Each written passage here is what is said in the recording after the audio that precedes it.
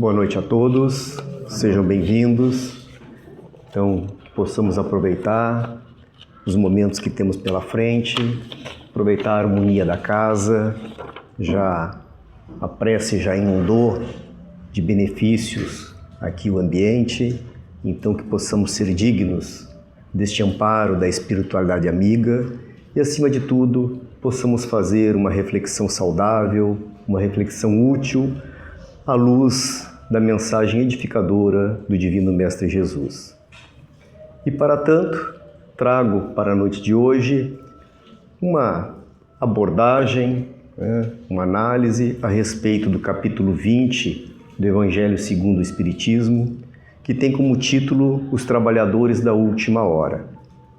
Ele é baseado no Evangelho de Mateus, também capítulo 20, em que Mateus reproduz uma mensagem, uma instrução de Jesus, em que Jesus ele compara a semelhança do reino de Deus, ou seja, não é uma igualdade, é uma referência, um comparativo em que as mentes daquela época pudessem extrair algum conteúdo esclarecedor.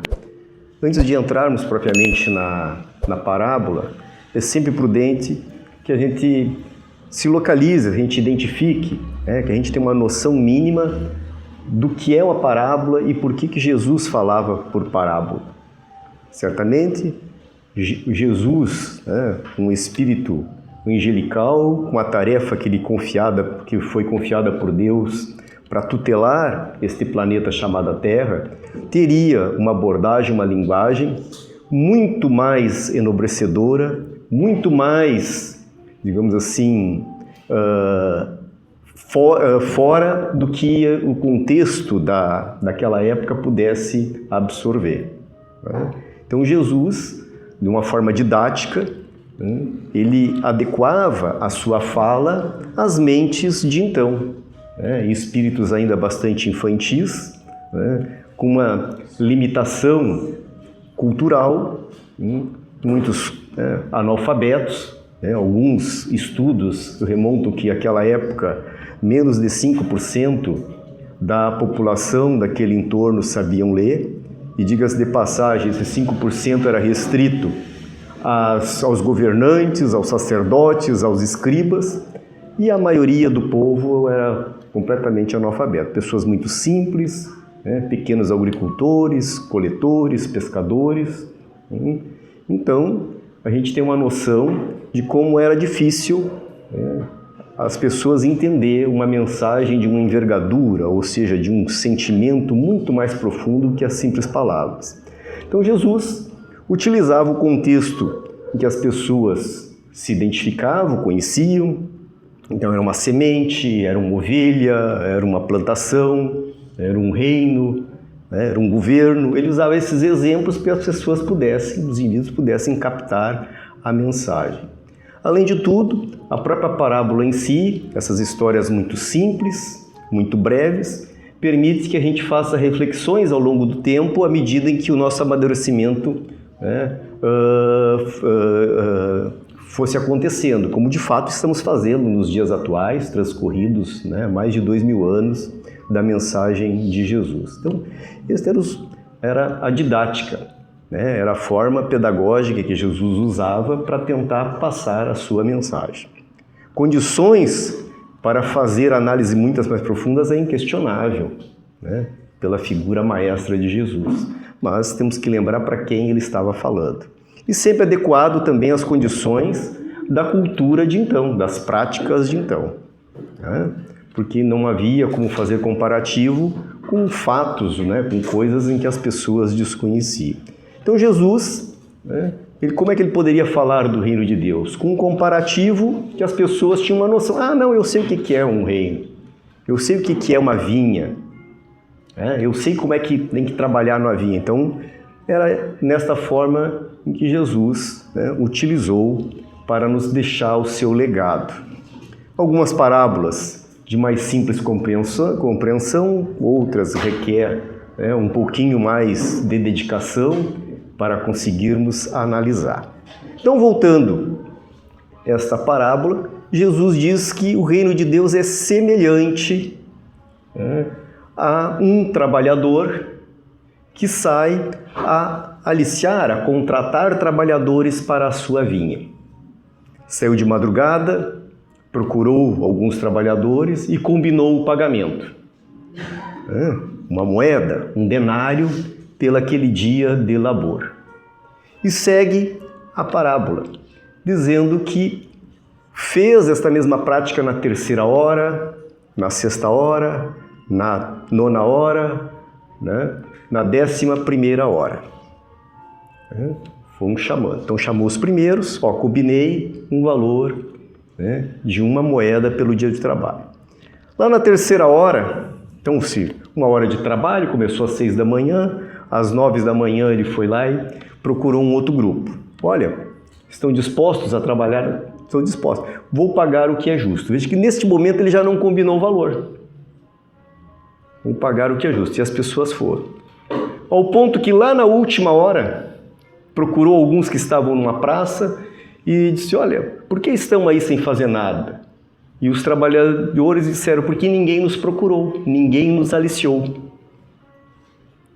Então pode ir para a minha vinha que lá tem trabalho.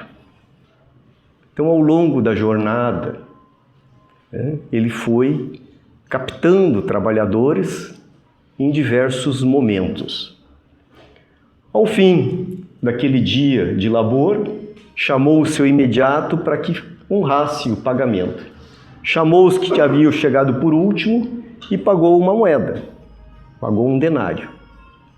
Os que tinham chegado primeiro ficaram na expectativa, bom, vão receber mais, né? Ele prometeu um, mas se pagou um para esses que chegaram, trabalharam só 1 hora. E ao final, dos que haviam chegado primeiro, ele pagou exatamente o mesmo valor, 1. É claro, vamos nos colocar nas condições daquelas pessoas, né? Mas não é justo, né? Eu trabalhei o dia todo, suei, estou cansado, fiz força e vou ganhar a mesma coisa que o outro que chegou só ao apagar das luzes. E reclamaram, como provavelmente nós o faríamos. E este dono da vinha disse, por quê? Eu estou sendo injusto? Eu paguei exatamente o que foi combinado. Não me é dado o direito de fazer o bem? Por que eu não posso pagar a mesma quantia para os outros? E aí fica o questionamento, se o reino de Deus é um reino de justiça, e a gente não pode conceber Deus fora do atributo de justo, de bom, de amoroso, como que aparentemente ali estamos transcrevendo, ou Jesus teria anunciado um reino em que é injusto. Injusto. Mas há que se lembrar que sempre a visão nossa, como era naquela época, é a visão materialista, é a visão da matéria. Embora Jesus estivesse fazendo um comparativo do reino de Deus com as coisas que a gente conseguia se localizar, conseguia visualizar, ele está falando do reino de Deus. Está falando do reino de Deus. E o reino de Deus, a medida é outra. A medida é que o indivíduo progrida, que o indivíduo melhore, que o indivíduo seja diferente para o bem. E se lembrarmos que a obra de Deus é uma obra eterna, se lembrarmos que outros irmãos nos antecederam, é natural que aqueles que chegaram antes tiveram oportunidades que nós estamos tendo agora. Porque Deus não criou toda a humanidade no mesmo momento. Além de tudo, muitos, como está dito na parábola, não foram aliciados, não foram procurados. Então imaginemos nós que as condições de conhecimento, as condições culturais, sociais, não foram iguais em todos os momentos da humanidade. E ainda que falássemos de um determinado momento, não foram iguais em todas as regiões da Terra. Então, um selvagem numa tribo não pode ter as mesmas condições de lucidez, de noção, de justiça, de moral, de que algum que mora numa grande urbe. né? Se preparou melhor intelectualmente, teve acesso a informações, né? Uma condição que não pode ser comparada com outros. Neste sentido, aquele dia de trabalho é o tempo, é um espaço muito mais alongado que as 24 horas, ou que seja as 12 ali do trabalho, porque é o espaço, é o tempo, melhor dizendo, né, das inúmeras civilizações, das inúmeras oportunidades reencarnatórias que tivemos. Por isso, em que esses trabalhadores da última hora são aqueles que estão aproveitando o momento de se remodelar até o último instante. Então, para Deus, é indiferente que aqueles que lá no passado passaram a ser espíritos melhores do que nós, como nós que estamos tentando ser melhores nos dias de hoje. A oportunidade é igual. Primeiro, pelo tempo, né, do próprio espírito de criação. Por outro, a oportunidade que não foram iguais para todos. E, por fim, o aproveitamento da oportunidade. Então, vamos encontrar que esses trabalhadores da última hora são aqueles em que, convidados à tarefa de Deus, a convite dos trabalhos da divindade, aproveitam a oportunidade. Vamos encontrar, então, no Evangelho segundo o Espiritismo, 4 espíritos que passam as suas instruções. Constantino, né? O espírito de Constantino, ele diz que os espíritas são uns destes trabalhadores da última hora. Fazem parte deste grupo de trabalhadores da última hora. Foram convidados, né, para trabalhar na vinha do Senhor.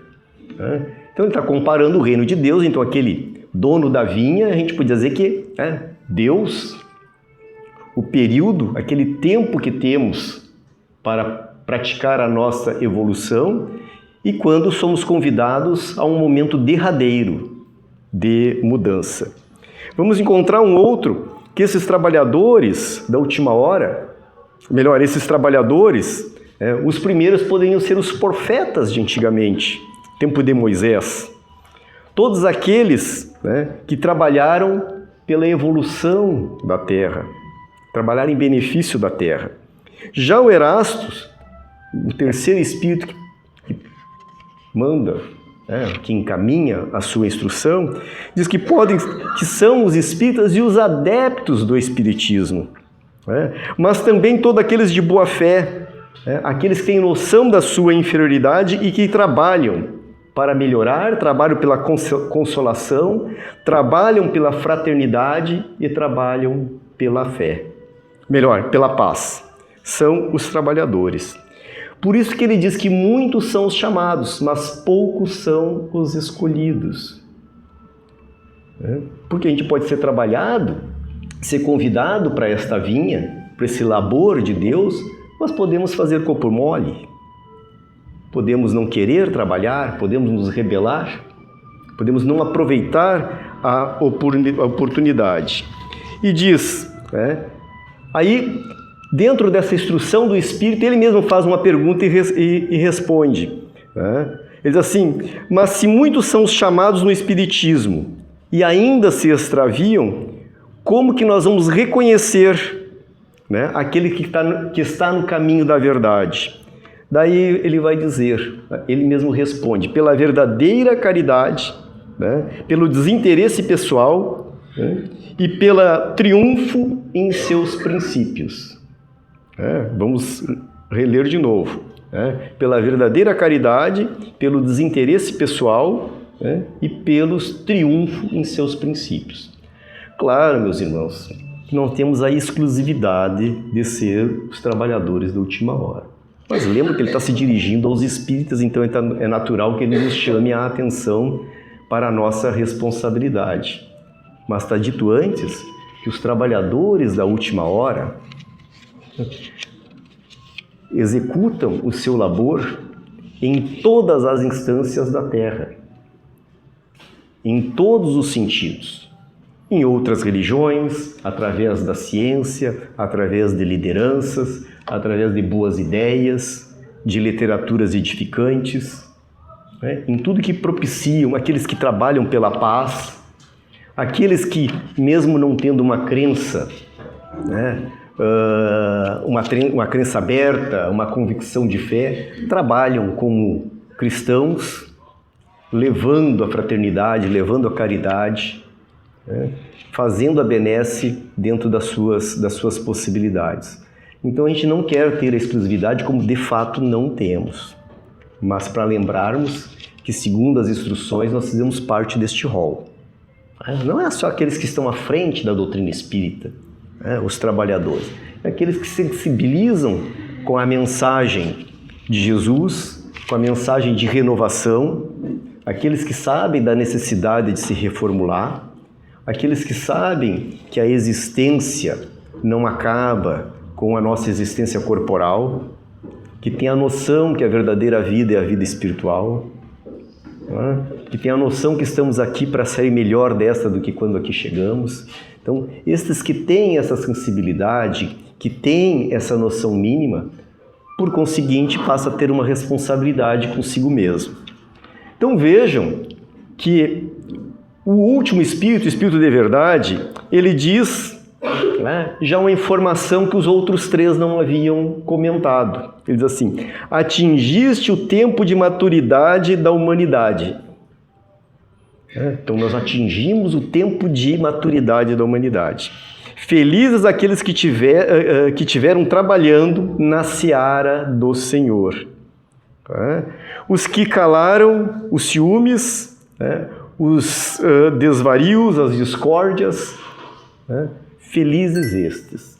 Então ele nos informa que atingimos o tempo de maturidade aqui da Terra. E felizes aqueles que trabalharam para o bem de si mesmo e para o bem coletivo. Então estes são os trabalhadores da última hora que estão tendo direito, que estão se habilitando a esta moeda. Claro que não é uma moeda física, não é a moeda que nós vamos fazer a compra ali na esquina. É a moeda da felicidade de ingressarmos no reino de Deus. É sabido que a Terra está em franca transformação, não é dos dias de hoje. Já começou há muito tempo antes, já na época de Kardec já estava em pleno curso. O que se sabe, é que estamos no auge desta mudança vibracional da Terra, uma mudança de status. Então, quando nós vamos encontrar na codificação espírita as diferentes hierarquias dos mundos habitados, e a Terra, dentro da hierarquia dos mundos habitados, ainda estamos ali nos degraus iniciais. Somos catalogados como uma terra de provas e expiações. E está dito que nós estamos em curso, estamos nessa transição, a reta final da transição para um mundo de regeneração. E lá nos instrui o que é o mundo de regeneração. É um mundo que o mal, lamentavelmente, ainda vai transitar entre nós. Mas o mal não vai ter predominância. A predominância é do bem. E que as futuras gerações são gerações com um senso de equilíbrio moral maior do que a atual. Então, quem será essa futura geração? Não é só espíritos outros que são convidados a estagiar aqui na Terra. Podemos ser nós mesmos espíritos reencarnados. Espíritos que herdaremos a Terra mais equilibrada. Mas para tanto temos que temos que nos habilitar àquele trabalho, mesmo que seja na última hora, para termos essa figura de linguagem, essa moeda. Então, meus irmãos, a gente também tem que lembrar que o reino de Deus não é só o reino corporal e nem tampouco só o reino espiritual, embora seja a verdadeira vida. O que importa é que nós possamos permanecer no ambiente vibracional, na psicosfera da Terra, desta Terra melhor equilibrada do que foi até os dias, ou que está sendo até os dias atuais. Então, quando Jesus falava do reino de Deus, falava da separação do joio do trigo, da rede, né? Onde ele faz o simbolismo de que uma rede será largada, será pega a todos os peixes, né? Alguns vão ser aproveitados, outros vão ser devolvidos. Ou seja, é toda uma linguagem simbólica, de que o reino de Deus não é uma catástrofe, essa mudança não é uma catástrofe, em que haverá um juízo final e uma separação dos espíritos, né? E não tampouco um julgamento tenaz, um julgamento rigoroso. É as nossas próprias consciências que vão nos habilitar, né? Que vão nos condicionar a frequentarmos um determinado ambiente. Então é natural que, havendo evolução, como evolução é da lei de Deus, aqueles que não estejam adequados, aquele aluno que foi reprovado e que a escola já não lhe atende às necessidades, vai ser convidado a seguir, né, o seu aprendizado num outro plano. Por isso que se dizem que a Terra é um plano que está em mudança, está em transição. Informações são muitas nesse sentido, né? Isso não bastaria aqui um encontro de breves minutos para que pudéssemos discorrer sobre esse tema, porque ele é muito amplo. Mas certamente os irmãos já tiveram oportunidade de ouvir, de ler, de refletir sobre isso, né? E não deve ser novidade para ninguém que estamos sim em mudança. Isso já era alardeado lá na época de Jesus, só que tem um dia que chega este dia. E esses dias estão muito próximos de acontecer, de culminar com esta transição. Já vimos desde a época do Chico Xavier nos alertando sobre isso. Divaldo tem algumas obras fantásticas pelo espírito de Manuel Filomeno de Miranda, traçando pormenores dessa mudança em curso, que é o destino da Terra. É natural, não vamos imaginar que as coisas vão ficar assim para sempre. Não fica.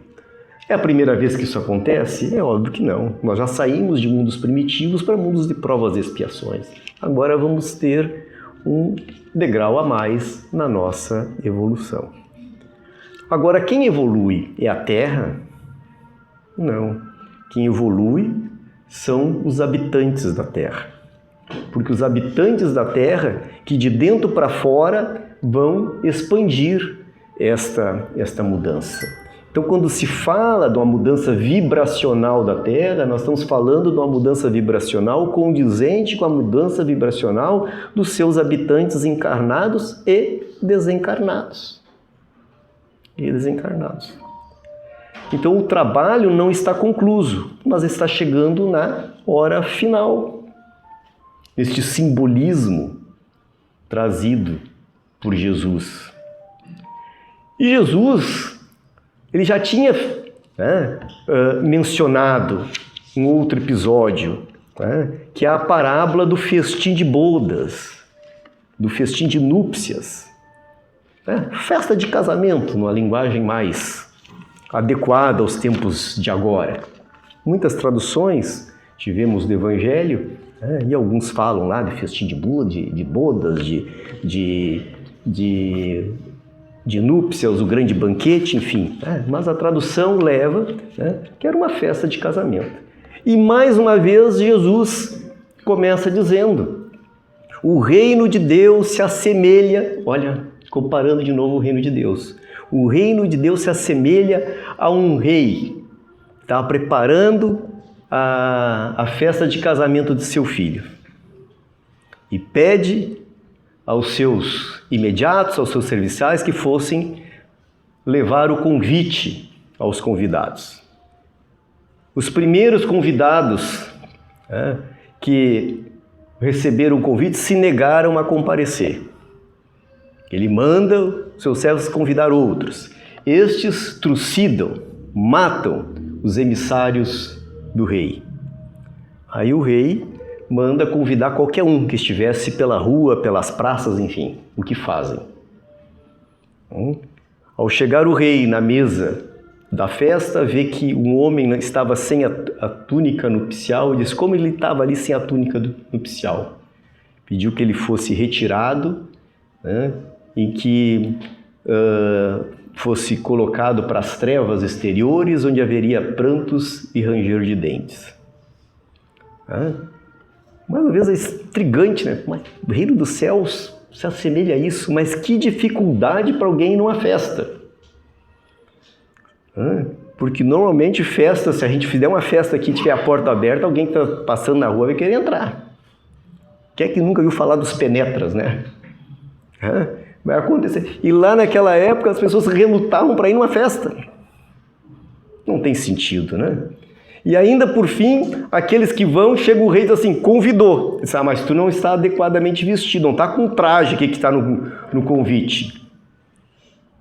Não está na formalidade aqui, então tu vai ser retirado. Vai sofrer as consequências lá na rua, nas trevas, prantos e rangidos. É difícil de entender. Eu fico imaginando a gente naquela época tentando absorver o conteúdo de Jesus. Mesmo naquela simplicidade, que ele tentou descer, né, na mínima condição possível a nossa compreensão. Uma linguagem até tanto ponto, né, que seria adequado à nossa infantilidade. E ainda assim a gente não estava conseguindo captar a mensagem. Teve que outros tantos espíritos, teve que nós tivermos que evoluir, né? Estar mais abertos, né, a uma avaliação, a uma análise mais abrangente para compreendermos. Olha, é o reino de Deus. Não é uma festa de casamento como a gente conhece de toda a vida. É o reino de Deus. Então, o reino de Deus, muitos foram convidados para o reino de Deus. Ou não foram? Basta nós olharmos a nossa história. Que trucidávamos aqueles que pensavam diferente de nós, que tinham religiões diferentes. Jesus, não aconteceu isso? Jesus não convidou um monte de gente para o seu reino? E o que aconteceu? Todo mundo sabe na história de Jesus. Terminou ali? Não terminou. Lamentavelmente, até nos dias de hoje tem um monte de gente sendo convidada e está se negando a entrar nesta festa. Mas tem aqueles que entram. Mas eu ouvi falar que como é bom ser cristão. Cristão é uma beleza. Ou como é bom ir naquela religião. Lá a gente vai lá, ouve uma missa, somos benzidos, me confesso, enfim, vou na casa espírita, tomo um passe, que beleza. E ele está comparando, olha, não é ato exterior, não é só dizer, olha, bato no peito assim, eu sou cristão. Eu vou lá na minha igreja, eu vou lá na casa espírita. Ele está dizendo que tem que ter a túnica nupcial. E nesse simbolismo ele está dizendo assim, olha, tem que querer agir diferente, tem que querer se modificar, tem que querer agir no bem, tem que querer se despir dos seus ranços. Esta é a túnica nupcial. Então, convidados para essa festa de Deus, todos nós fomos. Uns antes de nós, poucos aproveitaram, outros não. Outros, inclusive, trucidaram os emissários do rei, de Deus. Trucidaram. E alguns outros simplesmente disseram, não, mas se essa festa é tão boa, estou lá. Mas foi só para usufruir das benesses da festa, sem querer realmente agir nos princípios que ali estavam norteando aquela festa. E esta festa de Deus, o que norteia é a nossa mudança íntima, a nossa reformulação.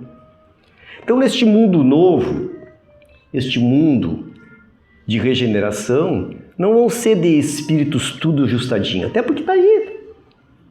Em poucas décadas já estamos, a franco vapor aí desse novo mundo. Então não vai ser tudo zerado, só beleza. Não, ainda vai ter espíritos. Mas o que define um dos outros é aqueles que têm conhecimento da sua inferioridade, das suas limitações, como está dito aqui numa das mensagens, que conhece a sua inferioridade e quer combater esta inferioridade. É este que o faz se habilitar a oportunidades vindouras. É aquele que quer mudar. Aquele que definitivamente não quer mudar, aquele que definitivamente nunca se arrependeu do que fez, esse não está em condições, de se habilitar a esta nova harmonia que está prevista para a Terra. Então esse simbolismo todo que remonta à época de Jesus, que hoje tanto nós refletimos e temos a graça, temos a benesse de termos a colaboração desses benfeitores amigos que não se cansam de nos dar este complemento, de nos chamar a atenção, de lembrarmos pontos que são esquecidos nas nossas análises. Não é? E isso tem facilitado o nosso trabalho. Não quer dizer que a gente vá honrar, né, aquela moeda, mesmo chegando já no apagar das luzes. Mas temos uma facilidade que outros não tiveram. Então, por isso, meus irmãos, que neste espaço, essa dia de trabalho, que é o tempo da humanidade, né, nós não podemos julgar os irmãos do passado, né, como eles estivessem vivendo nos dias atuais. Nos dias atuais nós temos muito mais facilidades de compreender, né, coisas que naquela época, num tempo recuado, não tínhamos. Né? Então que a gente valorize isso, né? Que a gente utilize essas mensagens edificadoras para que a gente possa edificar o nosso próprio ser, para que a gente possa mudar aquilo que temos tido dificuldade de mudar, de ter mudado ao longo da nossa jornada. Então que esses benfeitores espirituais possam continuar nos inspirando, possam continuar nos dando as suas instruções e que, acima de tudo, a gente tenha esse ânimo, esta força, tenhamos a sabedoria para nos apropriarmos dessas instruções de modo em que possamos sim, né, ser esse trabalhador de última hora que cumpriu de pleno êxito a sua tarefa, ou aquele, né, que chegou à festa do rei, né, com a túnica nuspicial, né, usufruir do banquete celestial, que é um mundo melhor do que temos vivido até os dias de hoje.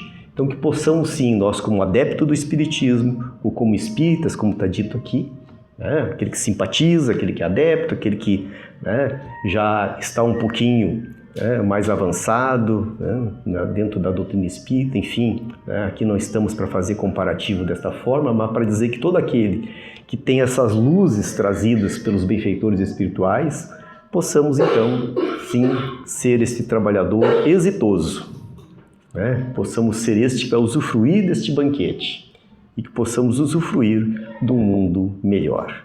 Obrigado pela atenção, obrigado pela paciência de todos, oportunidade da casa.